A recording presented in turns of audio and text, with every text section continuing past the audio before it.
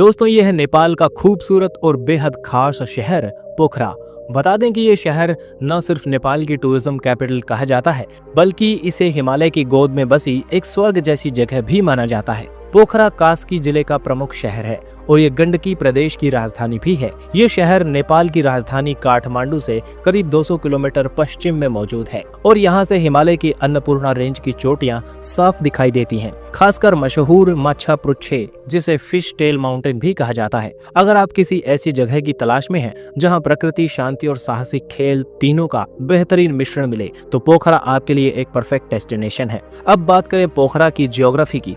ये शहर समुद्र तल से करीब 827 मीटर की ऊंचाई पर मौजूद है, लेकिन इसके चारों तरफ की पहाड़ियां और हिमालय की ऊंचाई इसे और खास बना देती है। यहाँ का मौसम साल भर सुहावना रहता है। गर्मियों में हल्की ठंडक और सर्दियों में बर्फीली हवा। पोखरा 3 बड़ी झीलों के लिए जाना जाता है: फेवा झील, बेगनास झील और रूपा झील।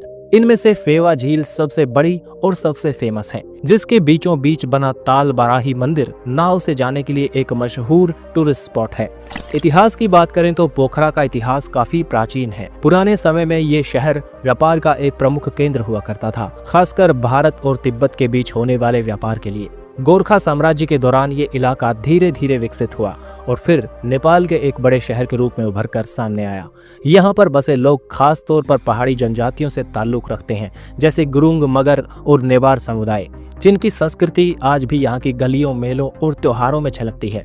अगर बात करें जनसंख्या की, तो 2021 की जनगणना के अनुसार पोखरा शहर की आबादी करीब 5 लाख के आसपास है। यहाँ के लोग मुख्यतः नेपाली भाषा बोलते हैं, लेकिन आपको हिंदी और अंग्रेजी बोलने वाले, समझने वाले लोग भी आसानी से मिल जाएंगे, खास तौर पर टूरिज्म एरिया में। यहाँ हिंदू, बौद्ध और ईसाई धर्म के लोग भी शांतिपूर्वक रहते हैं। पोखरा की संस्कृति बहुलतावादी है, यानी अलग अलग जाति, धर्म और परंपराओं का समावेश आपको यहाँ देखने को मिलेगा।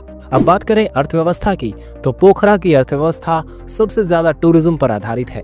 हर साल लाखों की संख्या में देशी और विदेशी टूरिस्ट यहाँ आते हैं। चाहे पैराग्लाइडिंग करनी हो, ट्रैकिंग पर जाना हो या सिर्फ फेवा झील के किनारे बैठकर सुकून लेना हो, यहाँ कई एडवेंचर एक्टिविटीज होती हैं, जिनकी वजह से ये युवाओं और बैकपैकर्स के बीच खासा लोकप्रिय है। साथ ही यहाँ पर होटल, होम स्टे, रेस्टोरेंट और लोकल मार्केट्स की वजह से कई लोगों को रोजगार भी मिलता है।